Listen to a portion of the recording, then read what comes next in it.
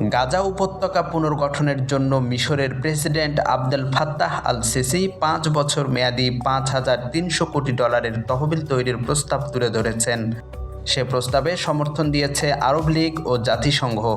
এই তহবিলের লক্ষ্য হল গাজায় ভবন, রাস্তাসহ সব অবকাঠামো পুনর্নির্মাণ এবং ফিলিস্তিনিরা যেন নিজ ভূমিতেই থাকতে পারেন সে পরিস্থিতি তৈরি করা।